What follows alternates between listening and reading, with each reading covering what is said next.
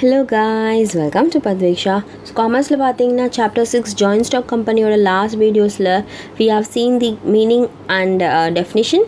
So in the video la we are going to see the next topic that is characteristics of the joint stock company. So let us discuss. A company as an entity has many distinct features which together make it a unique organization. The essential characteristics of a company are as follows. First one pathina separate legal entity. Under incorporation, a company becomes a separate legal entity as compared to its members.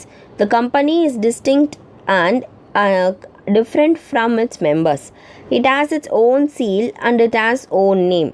Its assets and liabilities are separate and distinct from other of its members. It is capable of owning property, incurring debt, and borrowing money, employing people, having a bank account, entering into contracts, and suing and being sued separately. In short, it is considered as an artificial person created by law. So separate legal entity na, it is a separate entity. So தனி business, வேற ஒரு பர்சனால இந்த business problem வராது, வேற ஒரு person இந்த பிஸ்னஸ்குள்ளே வந்து indulge ஆக முடியாது. இந்த மெம்பர்ஸ்க்கும் இந்த பிஸ்னஸ்க்கும் சம்மந்தம் இல்லை. Just members is the membership of the company and இந்த காமன் சீல் இருக்கும், இவங்களுக்குன்னு ஒரு நேம் இருக்கும், தனி அசெட்ஸ் அண்ட் லைபிலிட்டிஸ் இருக்கும், அதை ஓன் பண்ணுறவங்க வந்து ஓனர்ஸ் ஆஃப் த கம்பெனியாக இருப்பாங்க. இந்த கம்பெனிக்கு பார்த்தீங்கன்னா ப்ராப்பர்ட்டி ஓன் பண்ண முடியும், டெப்ட் இன்கர் பண்ண முடியும், பாரோ பண்ண முடியும், எம்ப்ளாயி பீப்புள் பண்ண முடியும், பேங்க் அக்கௌண்ட் வச்சுக்க முடியும், கான்ட்ராக்ட்ஸ் அண்ட் கோர்ட்டில் சூ பண்ண முடியும்.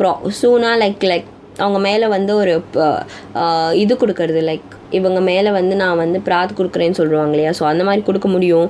And in short it is considered an artificial person. So இது ஒரு organisation of artificial person. Next வந்து limited liability. So the liability of the members of the company is limited to its contribution to the assets of the company up to the face value of shares held by him. A member is liable to pay only the uncalled money due on shares held by him. If the assets of the company are not sufficient to pay liabilities, the personal properties of the shareholders are not held responsible. So liability பார்த்தீங்கன்னா அவங்க எவ்வளோ shares வாங்கியிருக்காங்களோ, in case அந்த ஷேர்ஸ்க்கான மணி கட்டாமல் இருக்காங்களோ அவ்வளோ மட்டும் கட்டினா போதும். ஃபார் எக்ஸாம்பிள், நான் ஒரு கம்பெனியோட மெம்பராக இருக்கேன், நான் ஷேர்ஸில் இன்வெஸ்ட் பண்ணியிருக்கேன், நான் 2000 வர்த் ஷேர்ஸ் வாங்கியிருக்கேன்னா நான் வந்து 2000 வர்த்துக்கு 1500 பே பண்ணிட்டேன்னா நான் வெறும் இன்னும் 500 தான் பே பண்ணணும். ஸோ இன்னும் மீதி எனக்கு எவ்வளோ ஷேர்ஸ் லயபிளோ அவ்வளோ பே பண்ணால் போதும். That is the limited liability. என்னோடய கான்ட்ரிபியூஷன் எவ்வளோ அந்த அசட்ஸுக்கோ அவ்வளோ அந்த ஃபேஸ் வேல்யூ நான் பே பண்ணால் போதும். அன்கால்டு மணினா என்னென்னா, நான் வந்து இவ்வளோ பே பண்ணலை, அந்த மணிக்கு மட்டும், அந்த ஷேர்ஸுக்கான மணி மட்டும்தான் நான் பே பண்ணுவேன். அண்ட் இன்கேஸ் எனக்கு வந்து கடன் இருக்குது, கம்பெனியில் கடன் இருக்குன்னா என்னோடய ஓன் ப்ராப்பர்ட்டிஸை நான் வைக்க வேணாம். As a share holder I am not responsible for the own properties. என்னோடய ஓன் ப்ராப்பர்ட்டிஸை வச்சு நான் அந்த கடனை அடைக்கணுங்கிற அவசியம் கிடையாது. So limited to my liability, நான் வந்து லிமிட்டட் லயபிலிட்டி. Next one பார்த்தீங்கன்னா perpetual succession. A company does not cease to exist unless it is specifically wound up or the task for which it is formed has been completed. Membership of a company may keep on changing from time to time, but that does not affect life of the company. A company is created by law and it can wind up only through legal process. So ஒரு company பார்த்தீங்கன்னா எப்போ close பண்ணுவாங்க, எப்போ dissolve பண்ணுவாங்க அப்படின்னா எல்லாரோட வில்லோட அந்த created by law, அப்போ அந்த லீகல் ப்ராசஸோட தான் வந்து வைண்ட் அப் ஆக முடியும் ஒரு கம்பெனி. ஸோ ஒரு கம்பெனி வந்து இன்கேஸ் இந்த ஒரு ப்ராப்ளம் வருது, they cannot specifically go on run அப்படிங்கிற சுச்சுவேஷன் அப்போது they will exit the company. And இல்லைனா லைக் இப்போ ஒரு டாஸ்க் பண்ணுறதுக்காக தான், இப்போ இந்த டாஸ்க் பண்ணுறதுக்கு தான் நான் கம்பெனி ஓப்பன் பண்ணேன், அந்த டாஸ்க் கம்ப்ளீட் ஆகிடுச்சு, நான் கம்பெனியை க்ளோஸ் பண்ணுறேன் அப்படின்ற கூட சொல்லலாம். மெம்பர்ஷிப் இருந்துகிட்டே இருப்பாங்க, சேஞ்சிங் மெம்பர்ஷிப் வந்து கம்பெனியில் மாறிட்டே இருப்பாங்க. ஆனால் வந்து கம்பெனி வந்து அந்த மாதிரி இல்லை. கம்பெனி வந்து லைக் லைஃப் வந்து அஃபெக்ட் ஆகாது மெம்பர்ஷிப் மாறுறதுனால. So it is created by law. அப்போ வந்து லீகல் ப்ராசஸ் மூலியமாக தான் வைண்ட் அப் பண்ண முடியும். ஸோ நெக்ஸ்ட் பார்த்தீங்கன்னா formation of company. So like இந்த மாதிரி தான் ஃபார்மேஷன் ஆஃப் கம்பெனி இருக்கும். So it is like one man கம்பெனியெல்லாம் கிடையாது. லைக் எல்லோரும் டிஸ்கஸ் பண்ணி தான் அந்த கம்பெனியை கொண்டு வர முடியும். Next பார்த்தீங்கன்னா fourth one, separate property.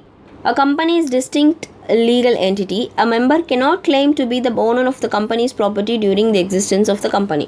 So இப்போ நான் ஒரு மெம்பர் ஆஃப் த கம்பெனி, அந்த மெம்பராக இருக்கும்போது நான் போயிட்டு இந்த ப்ராப்பர்ட்டிக்கு நான் தான் ஓனர், இந்த கம்பெனிக்கு நான் தான் ஓனர்னு கிளைம் பண்ண முடியாது.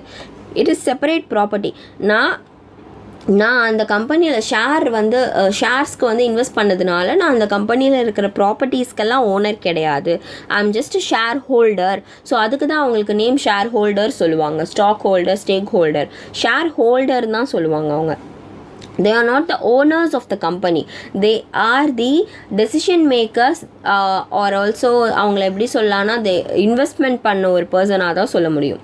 Next, transferability of shares. Shares in a company are freely transferable. When a member transfers his shares to the another person, the transferee steps into the shoes of the transferor and acquires all the rights of the transferor in respect of those shares. These are restrictions in the transferability in of shares in case of private companies. So, transferability of shares வந்து like they can transfer the share. இப்போ நான் வந்து holder of the company, நான் வந்து அந்த share holder பண்ணிகிட்ருக்கேன். இப்போ எனக்கு வந்து I am not in a stage to continue. So என்னோடய ஷேர்ஸை நான் அனதர் பர்சனுக்கு நான் வந்து ஐ கேன் ட்ரான்ஸ்ஃபர். ஸோ அப்போ நான் ட்ரான்ஸ்ஃபரி, அப்போது வந்து நான் வந்து ட்ரான்ஸ்ஃபரராக இருப்பேன். நான் சொன்னால் ஷேர் பண்ணுறேன் இல்லையா, so not transferer. The person who receives the shares வந்து transferee. So the person who gives வந்து transferer, the person who receives வந்து transferee. So make note of it. Transferer வந்து the person who gives the share transferability, the person who receives the shares வந்து transferee. So இது வந்து like private கம்பெனிஸ்க்கு ரொம்ப பெரிய ப்ராப்ளமாக இருந்துகிட்ருக்கு. Next பார்த்தீங்கன்னா common seal. So like every company has their own common seal. A company is an artificial person and does not have a physical presence. Thus it acts through its board of directors for carrying out its activities and entering into various agreements. Such contracts must be under the seal of the company. The common seal is the official signature of the company. The name of the company must be engraved on the common seal. Any document not bearing the seal of the company may not be accepted as authentic and may not have legal force.